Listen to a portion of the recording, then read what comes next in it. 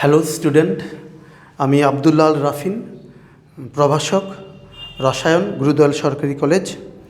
গুরুদয়াল সরকারি কলেজ কর্তৃক আয়োজিত অনলাইন ক্লাসের আমার আজ রসায়ন দ্বিতীয় ক্লাস।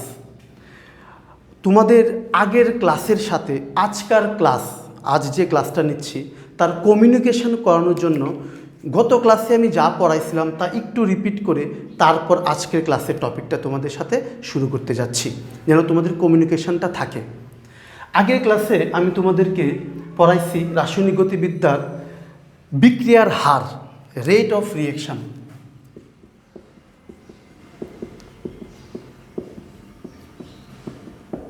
তোমরা সবাই জানো, গত ক্লাসে বলছিলাম যে সময়ের সাথে বিক্রিয়ক অথবা উৎপাদের ঘনমাত্রার পরিবর্তন, মানে কত সময় বিক্রিয়াটা হচ্ছে।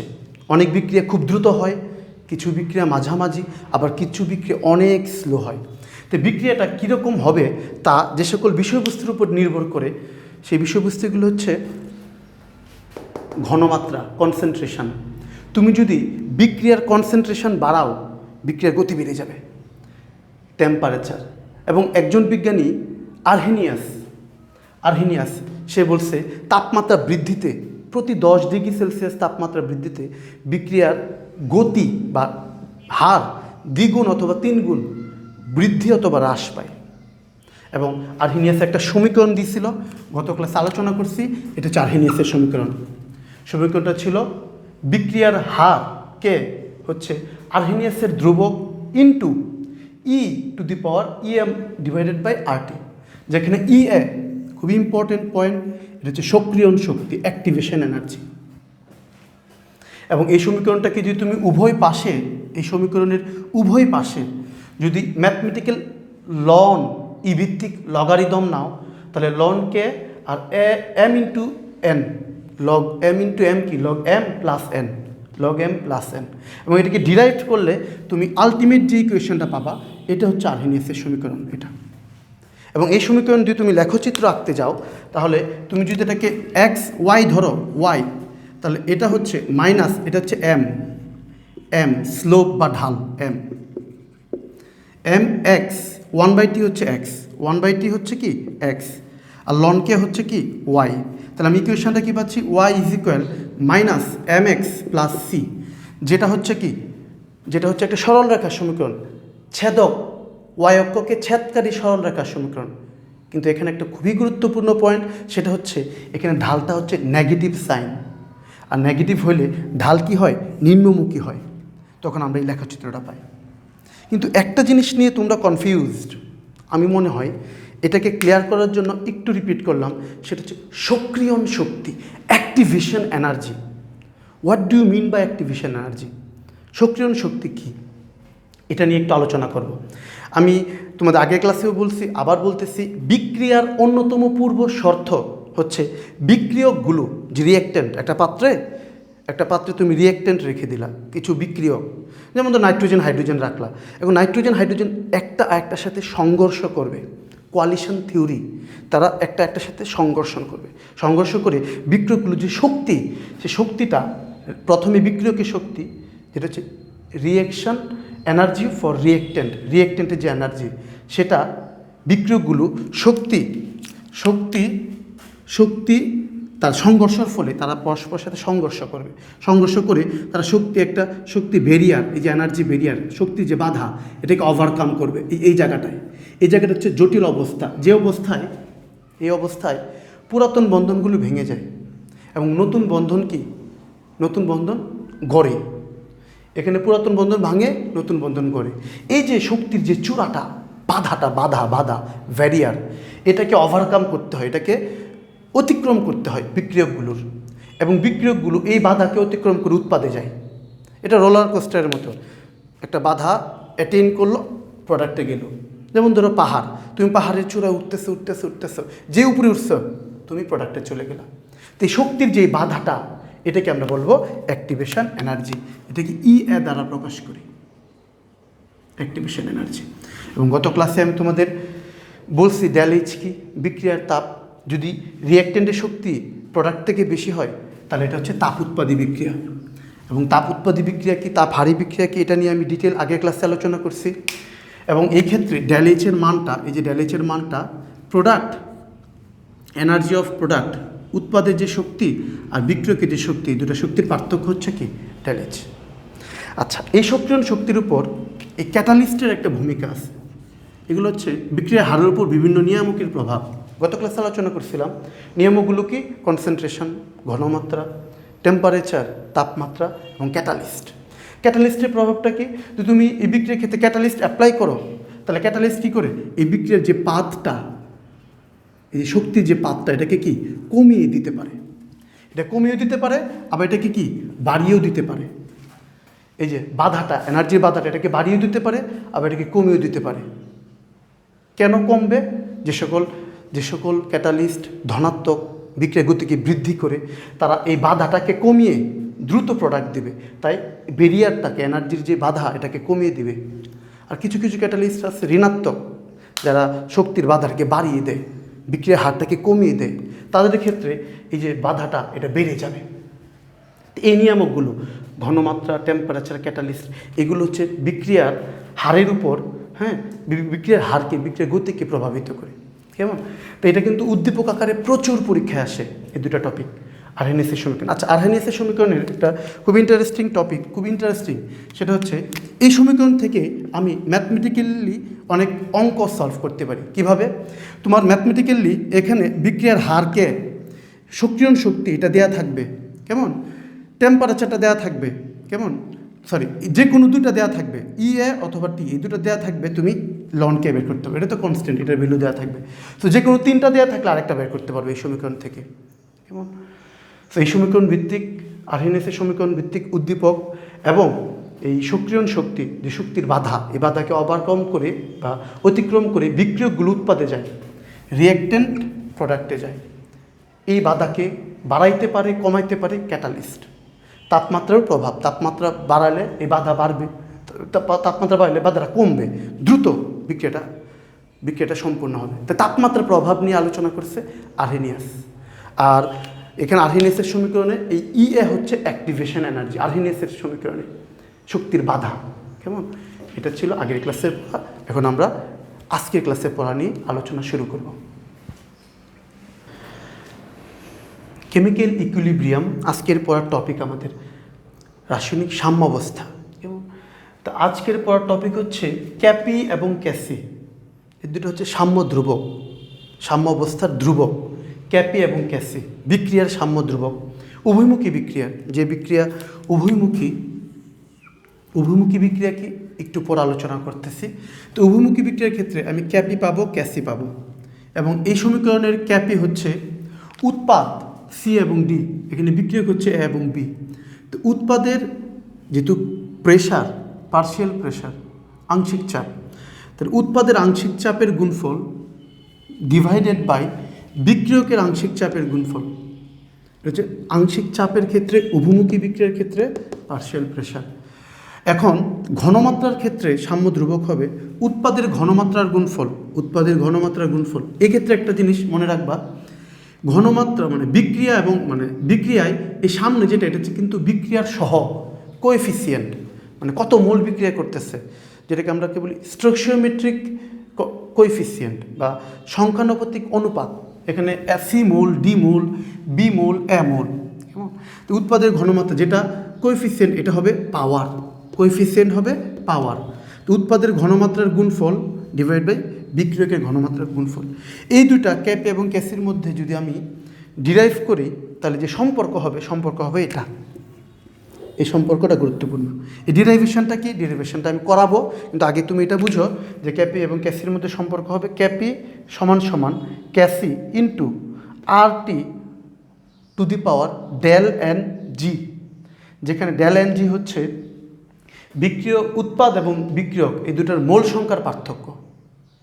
উৎপাদের মোল সংখ্যা আর বিক্রিয়কের মোল সংখ্যা, এই দুটো মোল সংখ্যার পার্থক্য হচ্ছে ডেল এন জি। আচ্ছা, তাহলে এই বিক্রিয়ার ক্ষেত্রে, যে কোনো বিক্রিয়ার ক্ষেত্রে ক্যাপি ক্যাসি সম্পর্ক আমরা এটা পাই। ক্যাপি ক্যাসি সাম্যাবস্থার ধ্রুবক। সাম্যাবস্থা কি? What do you mean by equilibrium? Equilibrium এক উভয়মুখী বিক্রিয়ার একটি বিশেষ অবস্থা। উভয়মুখী বিক্রিয়া কি স্যার? উভয়মুখী বিক্রিয়া হচ্ছে নেচার অফ রিয়েকশান, রিয়েকশানের একটা প্রকৃতি। কেমন প্রকৃতি দেখাচ্ছে। টাইপস অফ রিয়েকশান, বিক্রিয়া দুই ধরনের। কয় ধরনের? দুই। একটা হচ্ছে irreversible reaction,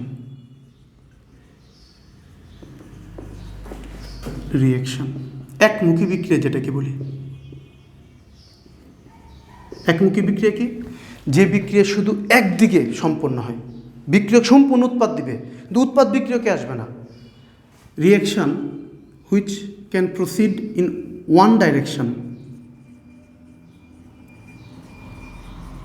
which can proceed, যেটা একদিকে হয়, প্রসিড মানে হয়, ইন অনলি ওয়ান ডাইরেকশন, যেটা একদিকে সম্পূর্ণ হয় তাকে আমরা বলবো একমুখী বা ইরিভার্সিবল রিয়েকশন। যেমন এ বি তৈরি করলো, কিন্তু বি যদি এ না তৈরি করে তাহলে এই বিক্রিয়া হচ্ছে ইরিভার্সিবল রিয়েকশন। ইরিভার্সিবল রিয়েকশন উদাহরণ খুবই ইম্পর্ট্যান্ট। উদাহরণ হচ্ছে এক্সাম্পল, ইরিভার্সিবল রিয়েকশন উদাহরণ হচ্ছে নিউট্রালাইজেশন রিয়েকশন, প্রশমন বিক্রিয়া। তুমি যদি হাইড্রোক্লোরিক অ্যাসিডকে কস্টিক সোডার সাথে মিশাও তাহলে হাইড্রোক্লোরিক অ্যাসিড এবং কস্টিক সোডা লবণ এবং পানি তৈরি করবে। কিন্তু তুমি এই লবণকে যদি আবার পানিতে মিশাও, উল্টা বিক্রিয়াটা, তাহলে কখনই সে এই প্রোডাক্ট দিবে না, কিন্তু সে শুধুই কি এটা দিবে। তো যে বিক্রিয়া একদিকে সংগঠিত হয় তাকে আমরা বলবো ইরিভার্সিবল রিয়েকশন। আরেকটা বিক্রিয়ার উদাহরণ হচ্ছে ইরিভার্সিবল রিয়েকশনের, সেটা হচ্ছে কম্বাশন রিয়েকশন, দহন বিক্রিয়া। যেমন মিথেন, তোমাদের বাসায় যে গ্যাসের চলতেছে সেটা কিন্তু পুরাও, সেই গ্যাসকে আবার তুমি পাবা, সবসময় কার্বন ডাইঅক্সাইডের পানি তৈরি হচ্ছে। এই কার্বন ডাইঅক্সাইডের পানি কখনোই মিথেন এবং অক্সিজেন দিবে না। সো এটা ইউনিডাইরেকশন বা একমুখী বিক্রিয়া। টাইপস অফ রিয়েকশন আরেকটা আছে রিভার্সিবল বা উভয়মুখী বিক্রিয়া, এটা নিয়ে একটু আলোচনা করব।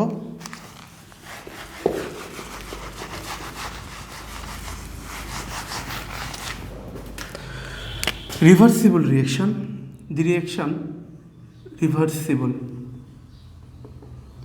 বা উভয়মুখী বিক্রিয়া। এই জিনিসগুলো আলোচনা না করে ক্যাপিকেসির মধ্যে সম্পর্ক তোমাদের দেখানো যাবে না, কেমন? তো বুঝতে হবে the reaction which can proceed both forward and backward, যেটা সামনের দিকে যাও এবং পিছনের দিকে যায়। যেমন ধরো তুমি ডাইনাইট্রোজেন টেট্রাঅক্সাইড, এটা কি তুমি তাপ দিলা, কিছুক্ষণ তাপ দিলে সে নাইট্রোজেন ডাইঅক্সাইড তৈরি হবে, এবং যে রিয়াকশনের পাত্র সেটা হঠাৎ করে ব্রাউন কালার দেখা যাবে, ব্রাউন ইন কালার, তখন বুঝবে বিক্রিয়াটা হয়ে গেছে। এই নাইট্রোজেন ডাইঅক্সাইড সেটা আবার কিছুক্ষণ পর দেখা যায় নিজেদের মধ্যে কম্বাইন হয়ে ডাইনাইট্রোজেন টেট্রাঅক্সাইড তৈরি করি। তো এই যে বিক্রিয়াটা সেটা কি সামনের দিকেও যাচ্ছে আবার কি পিছন দিকেও যাচ্ছে, মানে কি এই বিক্রিয়াটাকে আমরা লিখতে পারি একসাথে N2O4 আর NO2, এটা সামনের দিকেও যাচ্ছে আবার কি পিছনের দিকে যাচ্ছে। এই যে সাইনটা ব্যবহার করি এটা হচ্ছে উভয়মুখী বিক্রিয়ার সাইন। তো যে বিক্রিয়া মানে সামনের দিকে এবং পেছনের দিকে উভয় দিকে সংগঠিত হয় তাকে আমরা বলবো উভয়মুখী বা রিভার্সিবল রিয়েকশন। অনেক বিক্রিয়া উভয়মুখী, কেমন? তো উভয়মুখী বিক্রিয়ার একটা বিশেষ কন্ডিশন, বিশেষ অবস্থা হচ্ছে সাম্যাবস্থা, ইকুইলিব্রিয়াম। সেটা কি অবস্থা, এটা নিয়ে এখন একটু আলোচনা করব। তারপর আবার আমরা ক্যাপি এবং ক্যাসের মধ্যে এই সম্পর্কটা কীভাবে আসলো সেটাকে নিয়ে ডিটেল আলোচনা করব। তার আগে ইকুইলিব্রিয়াম নিয়ে আলোচনা করব। ইকুইলিব্রিয়াম সাম্যাবস্থা, যেমন ধরো আমি বুঝাচ্ছি, মনোযোগ দাও কথাটার দিকে।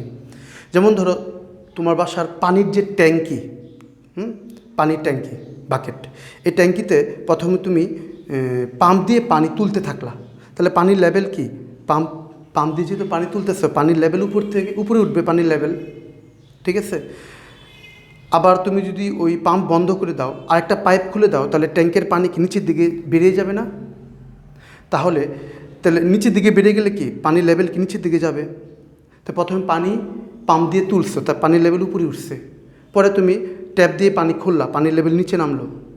এখন সাম্যাবস্থা হচ্ছে ওই অবস্থা যখন তুমি যে স্পিডে পানি দিচ্ছ, ধরো পানি দেওয়ার পর একটা হাইট অ্যাটেন্ড করলো পানি এতটুকু, এখন পানি যেই স্পিডে দিচ্ছ এবং পানিকে যদি তুমি ওই স্পিডেই বের করো, একই ব্যাগে বের করো এবং একই ব্যাগে যদি পানিকে ওই ট্যাঙ্কের মধ্যে দাও, তাহলে পানির লেভেল এক জায়গায় কনস্ট্যান্ট হয়ে যাবে।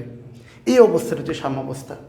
মানে কি, বাকেটের মধ্যে যে স্পিডে পানি পড়তেছে সেই স্পিডে যদি পানি বের হয়ে যায়, তাই পানির যেই ঘনমাত্রা একটা নির্দিষ্ট জায়গায় কনস্ট্যান্ট হয়ে যাবে।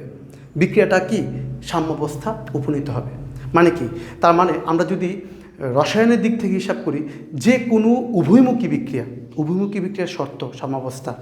উভয়মুখী বিক্রিয়ার যে স্পিডে উৎপাদ তৈরি হচ্ছে এবং সেই স্পিডে যদি বিক্রিয়ক শেষ হয়, বিক্রিয়ক যে স্পিডে শেষ হবে আর উৎপাদ যদি সেই স্পিডে তৈরি হয় এবং সম্মুখমুখী বিক্রিয়ার বেগ এবং পশ্চাৎমুখী বিক্রিয়ার বেগ যদি দুটো সমান হয়ে যায়, তখন এটা সাম্যাবস্থা হবে।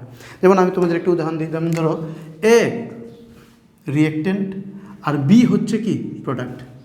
সময়ের সাথে সাথে ধরো এ এবং বি, তাহলে কী হলো, সময়ের সাথে সাথে রিয়েক্টেন্ট কমতে থাকলো আর প্রোডাক্ট কি বাড়তে থাকলো। ধরো রিয়েক্টেন্ট কমতে থাকলো আর প্রোডাক্ট বাড়তে থাকলো, রিয়েক্টেন্ট কমতে থাকলো, প্রোডাক্ট বাড়তে থাকলো, রিয়েক্টেন্ট কমতে থাকলো, প্রোডাক্ট বাড়তে থাকলো।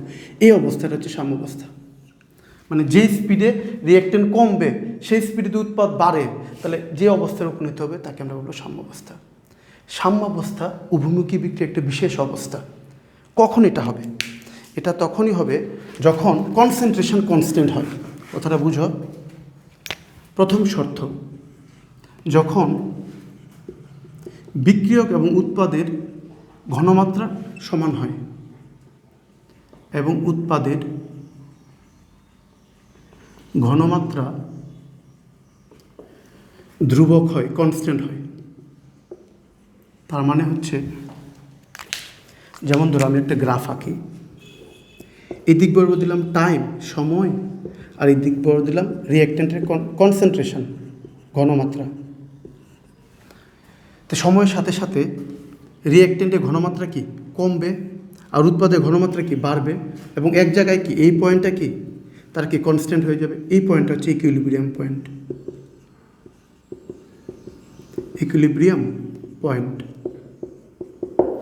এই গ্রাফটা এরকম হইতে পারে, মনোযোগ চাই সবার। এই বরাবর টাইম দিলা আর এই বরাবর দিলা কনসেন্ট্রেশন, ঘনমাত্রা। তো রিঅ্যাক্ট্যান্টের ঘনমাত্রা কি, ঘনমাত্রা রিঅ্যাক্ট্যান্ট, এটা হচ্ছে রিঅ্যাক্ট্যান্টের উপরে প্রথমে রিঅ্যাক্ট্যান্ট থাকবে, যেহেতু সর্বাধিক প্রথমে রিঅ্যাক্ট্যান্ট থাকে। রিঅ্যাক্ট্যান্টের ঘনমাত্রা কমবে আর প্রোডাক্টের ঘনমাত্রা কি বাড়বে। এক জায়গায় কি তারা কি কনস্ট্যান্ট হয়ে যাবে, এক জায়গায় তারা কি কনস্ট্যান্ট হয়ে যাবে। আবার দেখা, এটা রিঅ্যাক্ট্যান্টের ঘনমাত্রা কমবে, উৎপাদের ঘনমাত্রা কি বাড়বে, এক জায়গায় কি তারা কি কনস্ট্যান্ট হয়ে যাবে। এই জায়গাটা হচ্ছে কি ইকুইলিব্রিয়াম পয়েন্ট। এরকম হইতে পারে, গ্রাফগুলো তুলো তোমরা, এরকম হতে পারে।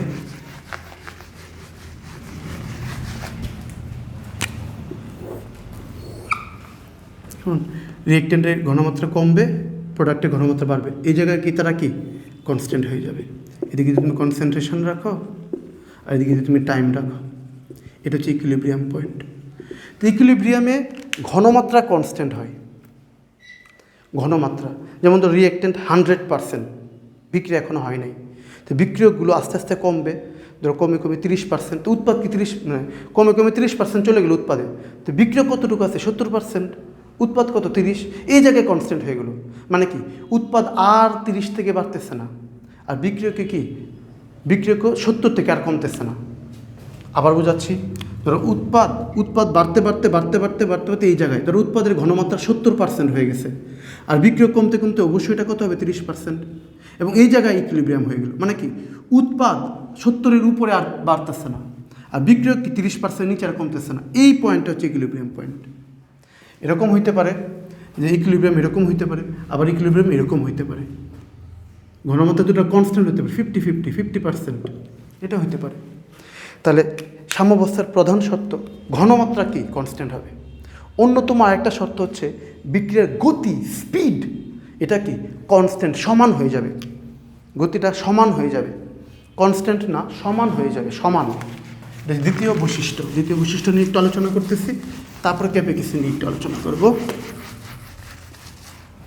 বিক্রিয়ার গতি, দ্বিতীয় যে বৈশিষ্ট্য, গতি, স্পিড বা রেট, বা স্পিড বেগ সমান হবে, সমান হবে। এটা কি সমান হবে মানে তুমি যদি এইভাবে ঘনমাত্রা না এখন স্পিড ধরো তুমি বেগ দিচ্ছ, বেগ আর এভাবে টাইম দিচ্ছ, তো উৎপাদের বেগ কমতেছে, বিক্রিয়কের বেগ কমতেছে, উৎপাদের বেগ কি বাড়তেছে। এই জায়গায় গিয়ে তারা সমান হয়ে গেল।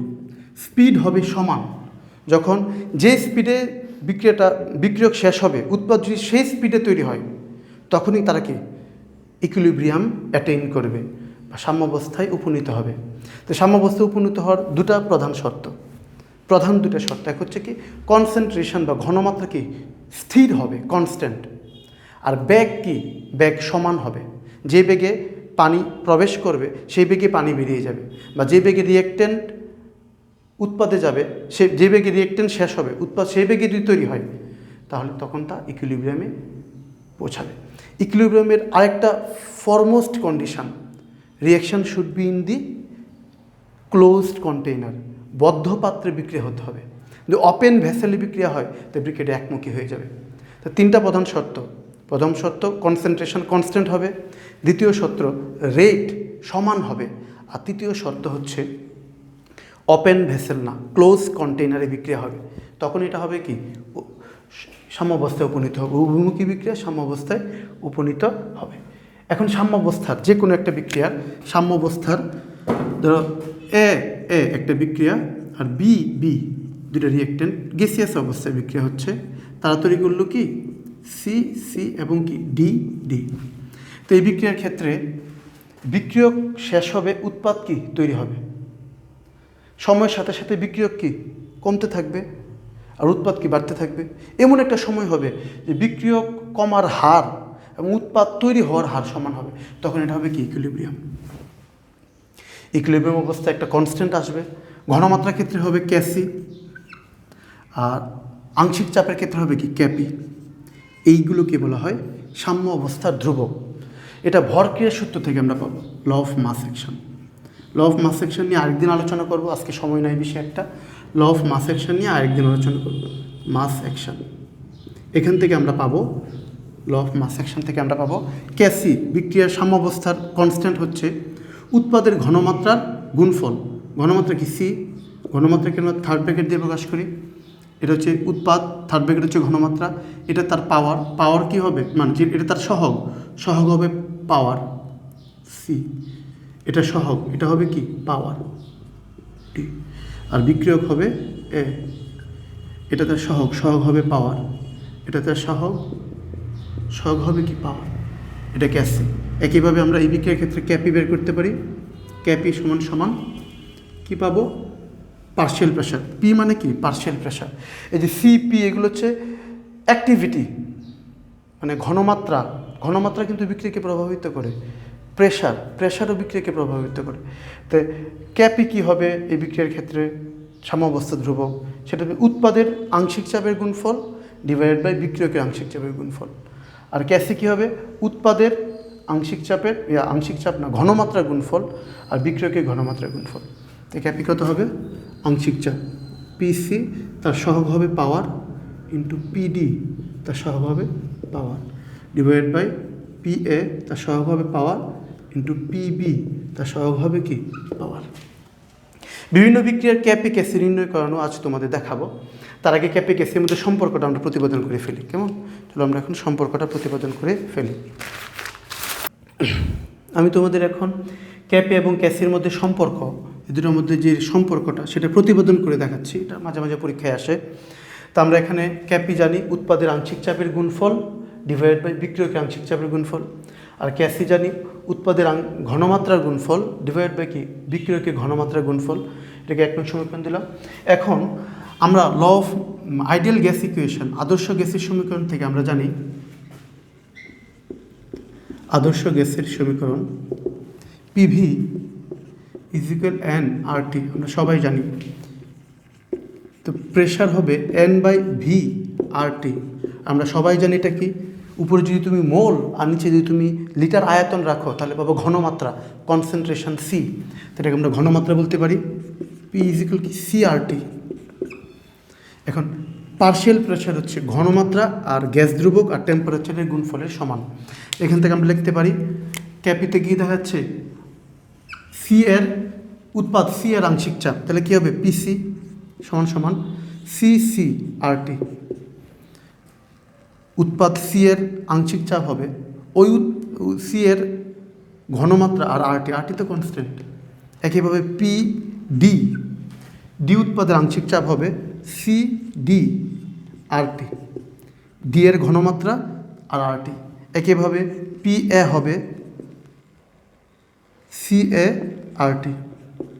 আচ্ছা, এই সিকে আমরা থার্ড ব্র্যাকেট দিয়ে প্রকাশ করি, তো আমরা লিখতে পারি থার্ড ব্র্যাকেট সি আর টি সমান সমান থার্ড ব্র্যাকেট ডি আর টি, আর এটাকে লিখতে পারি থার্ড ব্র্যাকেট এ আর টি।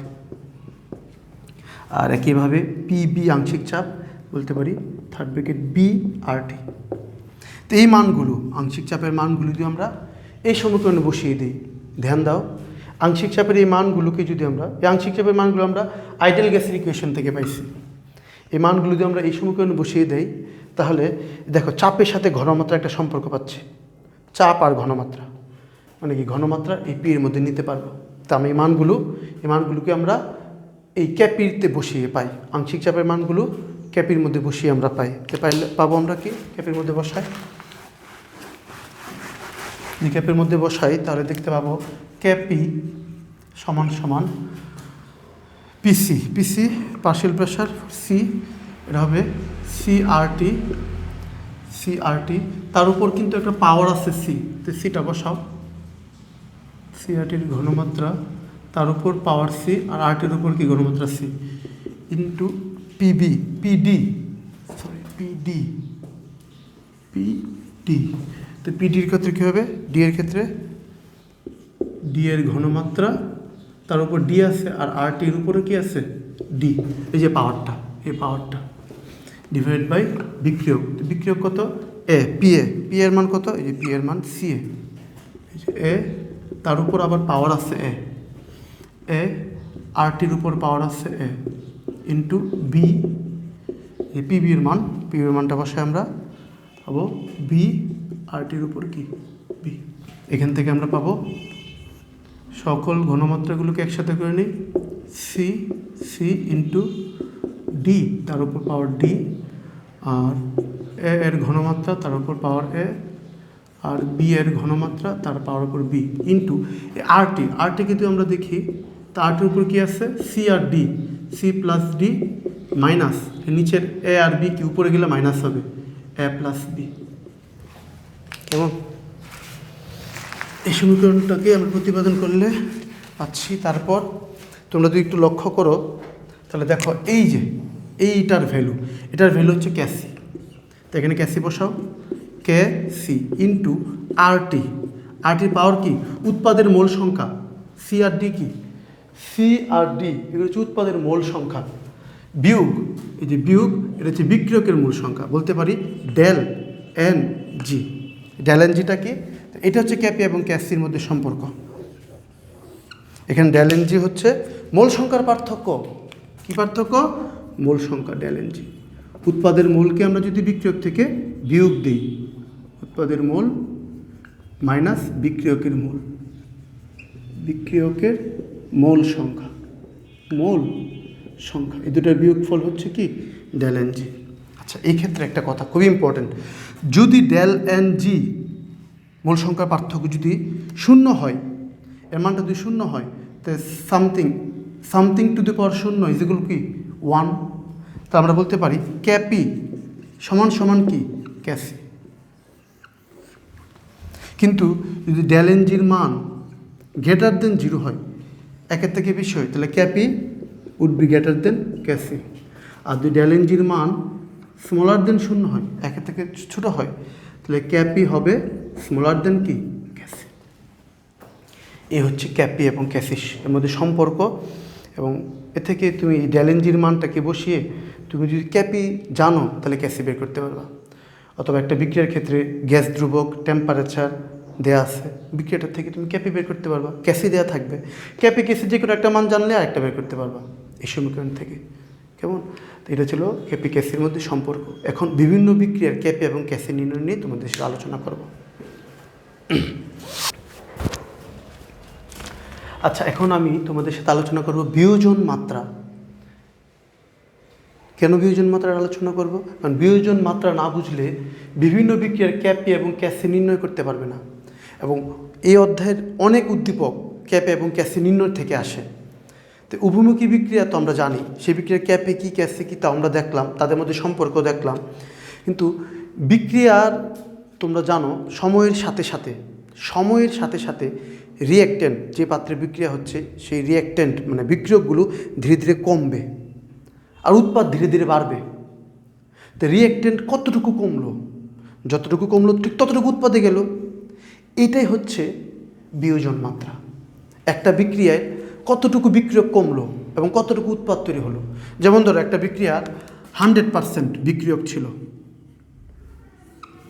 এই 100%-এর মধ্যে ধরো 15% প্রোডাক্ট তৈরি হলো, তাহলে 15% হচ্ছে বিয়োজন মাত্রা। কতটুকু বিয়োজিত হয়েছে? 15%। 100-র মধ্যে 15 চলে গেল, তো থাকলো কত? 100 - 15 কত? 85% রয়ে গেল। উৎপাদ কত? 15%। এটাই হচ্ছে বিয়োজন মাত্রা, যে কতটুকু বিয়োজিত হয়েছে বা কতটুকু উৎপাদে গেল। পার্সেন্টেজ দিয়ে বুঝাইছি, মোল দিয়ে বুঝাইলে যেমন ধরো 1 মোল আছে, 1 মোল থেকে উৎপাদ তৈরি হলো 0.15। 1 মোল থেকে কত? 1 মোল থেকে 0.15, তো থাকলো কত? 0.85। তাহলে 2 মোল থেকে কতটুকু যাবে? 1 মোল থেকে 0.15 গেল, তো 2 মোল থেকে কতটুকু যাবে? 2 × 0.15। আর যদি 3 মোল হয়, 3 মোল থেকে কতটুকু যাবে? 3 × কত? 0.15।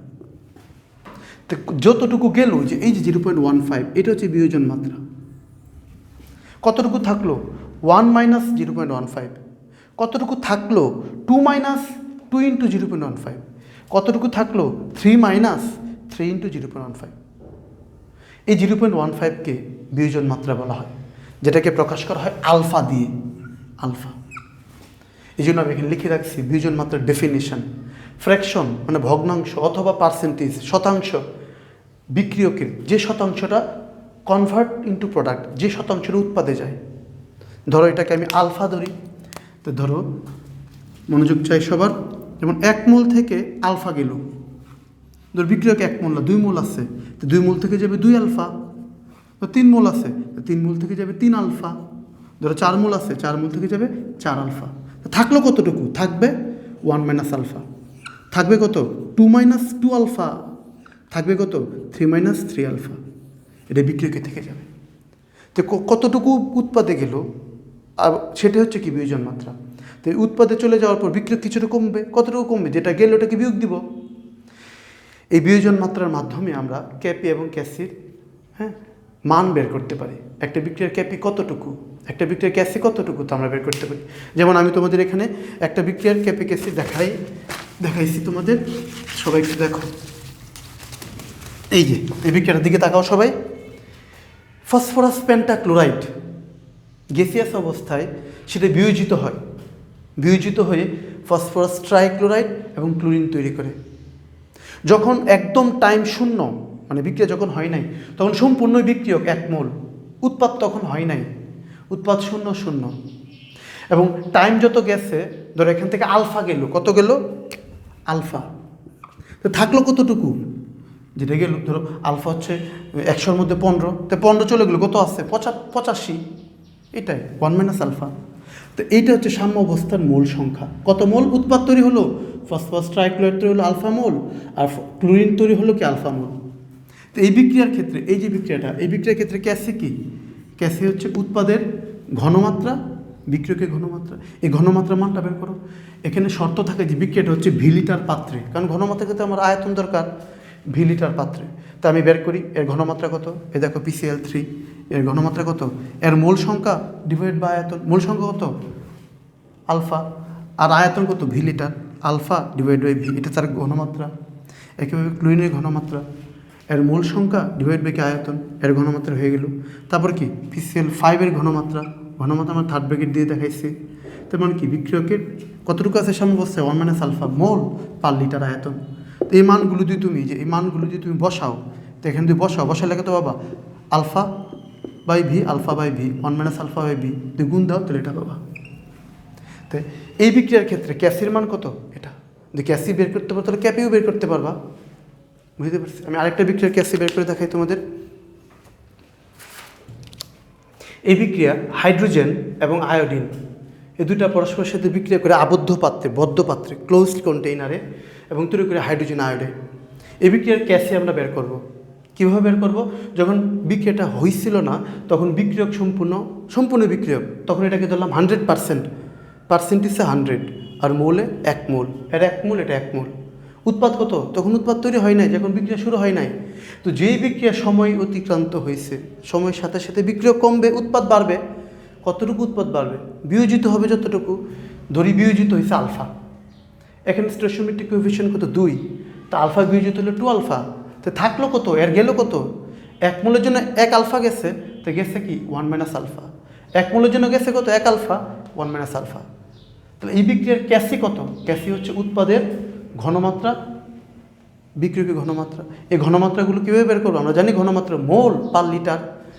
কোন আয়তনে হচ্ছে? ভি লিটার আয়তনে। এতে এর ঘনমাত্রা কি? হাইড্রোজেন আয়োডাইডের ঘনমাত্রা সাম্যাবস্থায় হাইড্রোজেন আয়োডাইড কত? 2 আলফা মোল পার লিটার, আয়োডিন মোল পার লিটার, হাইড্রোজেন মোল পার লিটার। এই মানগুলোকে যদি আমি এখানে বসাই তাহলে আমি পাবো কি? ক্যাসি ইজ ইকুয়াল উৎপাদের ঘনমাত্রা বিক্রিয়কের ঘনমাত্রা। বসাইলে আমি সমীকরণ, এটা হচ্ছে ক্যাসির সমীকরণ। তো বিক্রিয়া এই সমীকরণ দিয়ে আমি অঙ্ক করতে পারবো। যেমন ধরো অঙ্ক ক্ষেত্রে যদি বলে দেওয়া হয় যে বিয়োজিত হয়েছে 15%, তাহলে আলফা মানটা এখানে জাস্ট বসায় দেবো, সবটুকু করবো করে আলফা মানটা বসাবো। আলফা ইজ ইকুয়াল কত? 15% কত? 0.15, জাস্ট 0.15 এখানে বসায় দিলে কি ক্যাসি বের হয়ে যাবে। আর এই বিক্রিয়ার ক্ষেত্রে উৎপাদ কত? 2 মোল, আর বিক্রিয়া কত? 1 প্লাস 1 কত মোল? 2 মোল। এই বিক্রিয়ার ক্ষেত্রে ক্যাপি এবং ক্যাসি কি সমান, কারণ ΔNG 0। এইভাবে আমরা যে কোনো বিক্রিয়ার ক্যাসি বের করতে পারি, ক্যাসির মান বের করতে পারি, ক্যাপি বের করতে পারি, ক্যাপির মান বের করতে পারি। এটাই ছিল ক্যাপি এবং ক্যাসি, বিভিন্ন সমীকরণে ক্যাপি এবং ক্যাসি নির্ণয়। তার আগে ইকুইলিব্রিয়াম নিয়ে আলোচনা করছি, এর আগে তোমাদের কাইনেটিক্স নিয়ে আলোচনা করছি। আমি আশা করি তোমরা সবাই বাসায় পড়াশোনা করবে। Thanks for watching.